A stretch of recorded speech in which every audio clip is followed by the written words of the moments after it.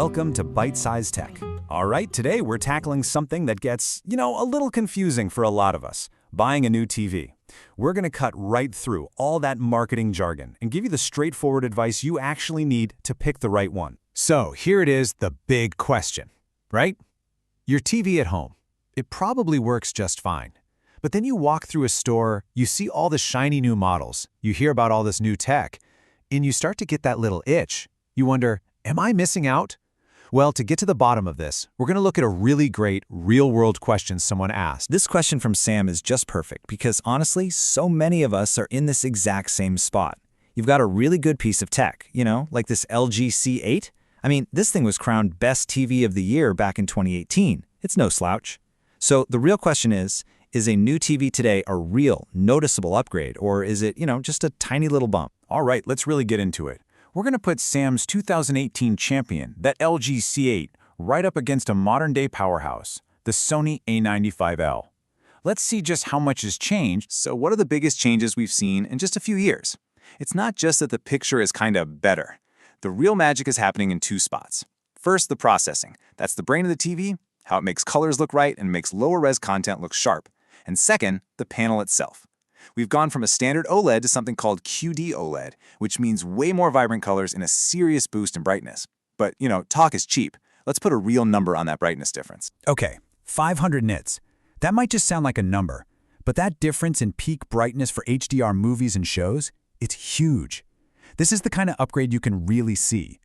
It means that bright spots in a scene, think about the sun or a big explosion or even just the glint off a sword, they're going to have this incredible, realistic pop on the new Sony that the older C8, as great as it is, just can't deliver. So what's the bottom line? For someone like Sam, a self-described picture enthusiast, the answer is 1000% yes. It is a significant jump. The improvements in the brains of the TV, the brightness, the color, all of it comes together to make an upgrade today feel like a massive, totally worthwhile leap. But of course, upgrading means you have to wade through this alphabet soup of confusing tech terms and acronyms, right? And that whole mess is captured perfectly in our next question. Tyrone brings up something that trips up so many people. It's such a great, practical question.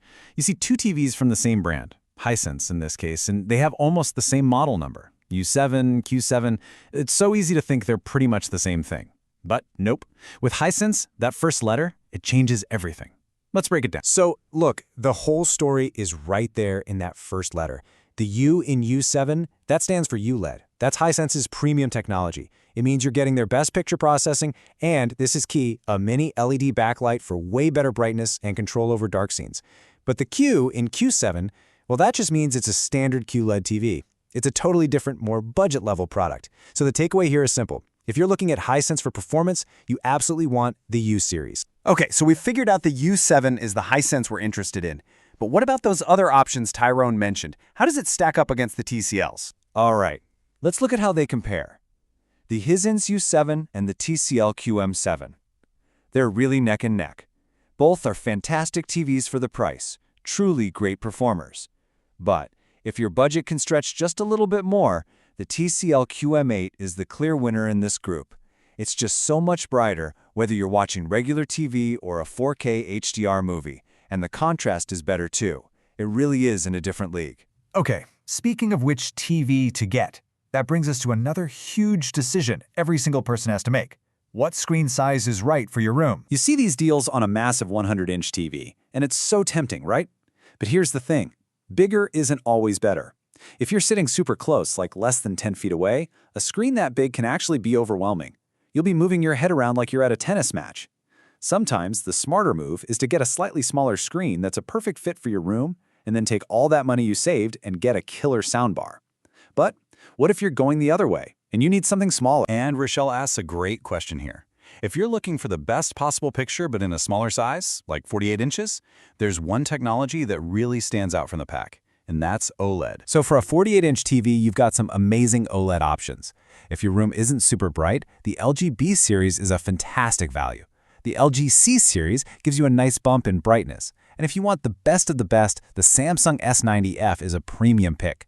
But, and this is really important, you have to know that once you can fit a 55-inch screen, the whole world of TVs opens up. You get way more options, especially for those really bright mini LED TVs from folks like Sony, Hisense, and TCL. Okay, so you've done all your homework, you picked out the perfect TV, you get it home, you set it up, and then you run into a super frustrating problem, just like this one. This is so common, and man, is it frustrating. You just spent all this money on this gorgeous new TV, and it feels like the edges are cut off. You're missing words at the bottom where the tops of people's heads are gone, and it just makes you ask, is my brand new TV broken? Did I get a dud? Is there some hidden setting buried deep in a menu somewhere that I'm supposed to find? Well, the answer is probably going to surprise you. In almost every case, nope. It's probably not the TV's fault. The real culprit? It's usually whatever is sending the picture to your TV. 9 times out of 10, it's your cable or satellite box.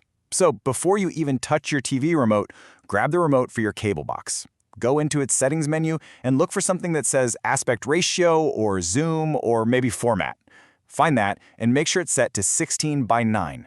That's the setting for modern widescreen TVs, and it tells the box to send the whole picture, nothing cropped out. So to pull this all together, here is your essential checklist. First, really ask yourself if an upgrade is a significant jump in picture quality for you. Second, learn to decode those crazy acronyms. Remember, for Hisense, ULED is way better than QLED. Compare the big players, like that super bright TCL QM8. Pick a size that actually fits your room and how far away you sit. If you see weird picture cropping, check your cable box first. And don't forget, 55 inches is often the sweet spot where you get the most choices and the best bang for your buck. If you follow this checklist, you're going to feel so much more confident making your choice. Which brings us to one last little thought. You now know what to look for to get that amazing picture, but a great picture is only half the battle. It really, really deserves great sound to match. But hey, that's a story for another explainer. If you enjoyed the episode, please like, comment, share, and subscribe.